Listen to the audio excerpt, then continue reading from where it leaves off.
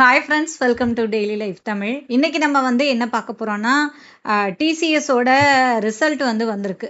இன்னொன்று ID sectors ரொம்ப down ஆனது. இப்போ கொஞ்சம் அப்படியே ஏற ஆரம்பிச்சிருக்கு. ஸோ இந்த செக்டார்ஸ் அடுத்த 6 மந்த்துக்குள்ளே மறுபடியும் அப்படியே பூம் ஆகுமா, இதெல்லாம் தான் பேச போகிறோம். அருள்ராஜன் சார் இருக்காங்க. வணக்கம் சார். வணக்கம் சார். இப்போ டிசிஎஸோட ரிசல்ட் எப்படி இருக்கு அப்படின்னு ஃபர்ஸ்ட் சொல்லிடுங்க சார். டிசிஎஸோட ரிசல்ட் அப்படின்னு எடுத்துக்கிட்டோம் அப்படின்னா ஒரு டீசென்டான ரிசல்ட்டை கொடுத்துருக்கிறதாவே நம்ம பாக்குறோம். அதனுடைய ரெவன்யூன்றது ஒரு 5.3% கூடி இருக்கிறதையும், அதே நேரம் அதனுடைய நெட் ப்ராஃபிட் அப்படின்றதும் ஏறக்குறைய பாத்தீங்கன்னா ஒரு 12,224 crores இருக்கு. அதாவது மார்ஜினலி கொஞ்சம் டவுன் ஆனாலும் கூட ஒரு ஸ்டெடியா இருக்கு. 24.2% அப்படின்னு சொல்லக்கூடிய வகையில ஒரு டீசென்டான ரிசல்ட் கொடுத்துருக்கிறத நம்ம பாக்குறோம். கூடவே டிவிடெண்ட் அப்படின்னு எடுத்துக்கிட்டீங்கன்னா ஒரு ஷேருக்கு 30 ரூபா டிவிடெண்ட்டை அனௌன்ஸ் பண்ணிட்டு இருக்கிறாங்க. அட்ரிஷன் ரேட்டும் ஓரளவு கண்ட்ரோலர் தான் இருக்குன்னு சொல்லலாம். 13.3% அப்படின்னு பாக்குறோம். கேஷ் ஃப்ளோ அப்படின்றது ஒரு ஸ்ட்ராங்கா தான் இருக்கு. 125% கேஷ் ஃப்ளோ இருக்கிறதையும் நம்ம பாக்குறோம். இப்ப டிசிஎஸ் வச்சு நம்ம அதனுடைய பியர் குரூப்ஸ், அதாவது ஒப்பிட்டு பார்க்கும்போது மற்ற நிறுவனங்கள் இன்ஃபோசிஸ், விப்ரோ, சிஎல்டெக் இவங்க எல்லாம் எடுத்து பார்க்கும்போது டிசிஎஸ் ஒரு ஸ்ட்ராங்கான ஒரு ரிசல்ட்டை கொடுத்துருக்கதாவே நாம எடுத்துக்கலாம். மற்றவர்களும் அப்படின்னு பாத்தீங்கன்னா இப்ப இன்ஃபோசிஸ்லாம் எதிர்பார்த்த அளவுக்கான லாபம் இல்லை அப்படின்றது இருக்கு. இன்னொரு பக்கம் விப்ரோ அதனுடைய லாபம் கூடி இருக்கு. ஆனாலும் கூடி இருந்தாலும் எதிர்கால வியாபாரத்தை அடிப்படையில பார்க்கும்போது அந்த அளவுக்கு அதனுடைய குரோத் இருக்குமான்றது ஒரு கேள்விக்குறியான் பார்க்கப்படுகிறது. HCL டெக் எடுத்தீங்க அப்படின்னா ஒரு 6.13% அளவுக்கு ரெவன்யூ கூடி இருக்கிறத நம்ம பாக்குறோம்.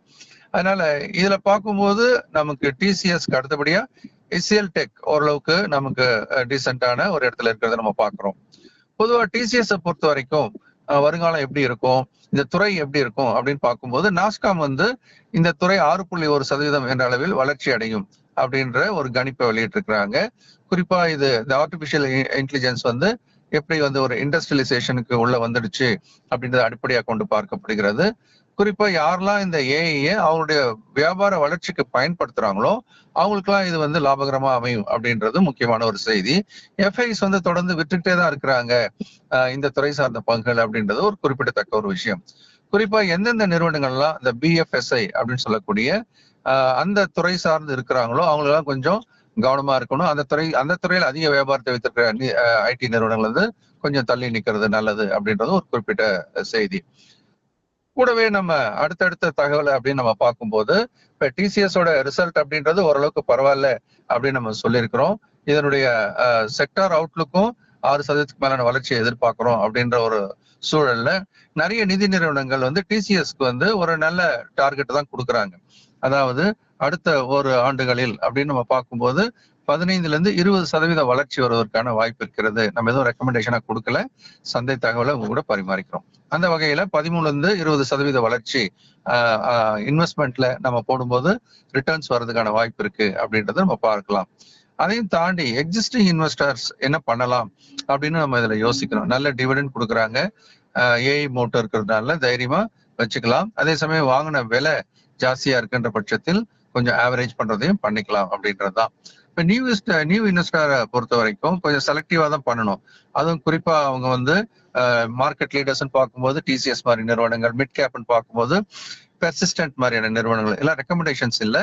நம்ம அதனுடைய வளர்ச்சி அப்படின்றது 15 டிசிஎஸ் 15-20%, அதே மாதிரி பெர்சிஸ்டன்ட்ல 10-15% வளர்ச்சிக்கு வாய்ப்பு இருக்கிறதா நம்ம பாக்குறோம்.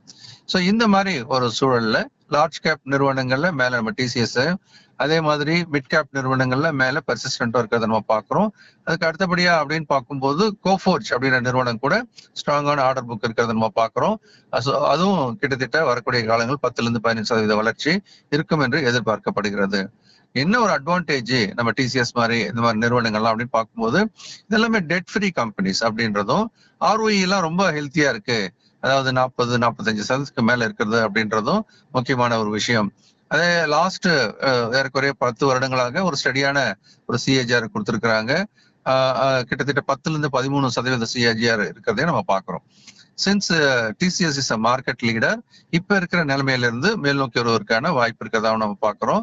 ஸோ பெரும்பான்மையான அனலிஸ்ட் எல்லாமே இதுக்கு ஒரு டார்கெட் அப்படின்னு சொல்லிட்டு ஒரு 3000 இருந்து 3500ன்ற ஒரு டார்கெட்டை கொடுக்குறாங்க. ஸோ அதனால எப்படி குறைஞ்சபட்சம் ஒரு 15 to 20% இப் குட் டைம் ஹேப்பன்ஸ் 25% கூட வளர்றதுக்கான வாய்ப்பு இருக்குன்னு பாக்குறோம். ஸோ ஐடி செக்டாரை பொறுத்த வரைக்கும் இன்னும் பெருசா அதனுடைய அந்த வீக்னஸ் வெளியில வந்துட்டாங்களான்னா இல்லை. அடுத்தடுத்த 2 குவார்ட்டர்ல நம்ம பார்க்க வேண்டியிருக்கு. ஸோ அதற்கு பிறகுதான் இது பாட்டம் அவுட் ஆக்ட்னு சொல்ல முடியும். இருந்தாலும் டிசிஎஸ் மாதிரி நிறுவனங்கள் ஏஇஏ வரக்கூடிய காலங்களில் பிசினஸ் உபயோகப்படுத்த வாய்ப்பு இருக்கிறதுனால அதனுடைய எதிர்காலம் அப்படின்றது சிறப்பாக தான் இருக்கும்னு எதிர்பார்க்கப்படுகிறது. இது எல்லாமே இப்போது சந்தை நிலவரத்தின் அடிப்படையில தான் அமெரிக்காவினுடைய வளர்ச்சியும் இதுல கணக்கில் எடுத்துக்கொள்ளப்படுகிறது. ஆகவே இப்போதைக்கு இல்ல மார்க்கெட் லீடர் அப்படின்னு இருக்கவங்கள கொஞ்சம் கொஞ்சமா நம்ம ஆவரேஜ் பண்ணலாம். முன்னாடி வாங்கினவங்க இப்பவும் புதுசா வாங்குறவனும் கொஞ்சம் வாங்க ஆரம்பிக்கலாம். ஆனா இது எல்லாமே ஒரு ரெக்கமெண்டேஷன்ஸா இல்ல, சந்தை சார்ந்த அந்த தகவல்களை உங்களோட சேர்ந்து பரிமாறிக்கொள்கிறோம். ஐடி துறை இப்போது பெரிய வீழ்ச்சிக்கு பிறகு ஒரு பாட்டம் ஃபார்மேஷன்ல இருக்கிறதா எடுத்துக்கொள்ளலாம். Okay sir. ஸோ ஐடியே இப்போ அப்படியே டேர்ன் ஆயிருக்கு அப்படின்னு தான் சொல்லணும். பார்க்கலாம் சார் நம்ம ஐடி எப்படி இருக்கு ஃபியூச்சர்ல அப்படின்ட்டு. சார் நம்மளோட அடுத்த கிளாஸஸ் என்ன சார்? அடுத்து சண்டே அன்னைக்கு அப்படின்னு பார்க்கும்போது நமக்கு ஒரு பேசிக் வகுப்பு இருக்கு.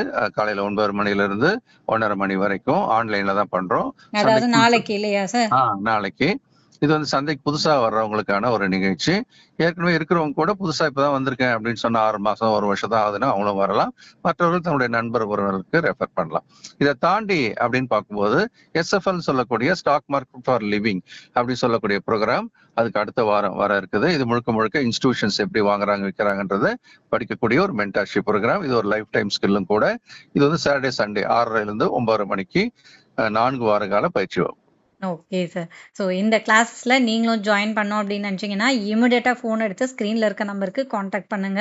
இல்லை வாட்ஸ்அப் பண்ணா கூட உங்களுக்கு டீட்டெயில்ஸ் கிடைக்கும். குறிப்பா நாளைக்கு பேசிக் வரப்போகுது. யாரெல்லாம் இப்போ மார்க்கெட்டுக்குள்ள இருக்கீங்க, எனக்கு இன்னும் மார்க்கெட்டை தெரியல, இல்லை உங்களோட ஃப்ரெண்ட்ஸ் சர்க்கிளில் புதுசா மார்க்கெட்டுக்கு வந்திருக்காங்க அப்படின்றவங்கலாம் நாளைக்கு சண்டே இந்த கிளாஸ் ஸ்டார்ட் ஆகிறதுனால இன்னைக்கு வீடியோ பார்த்த உடனே இமிடியேட்டா உங்களோட கிளாஸை புக் பண்ணிக்கோங்க. Thank you sir. நன்றி, வணக்கம். ஓகே ஃப்ரெண்ட்ஸ், மறுபடியும் அடுத்த வீடியோல பார்க்கலாம்.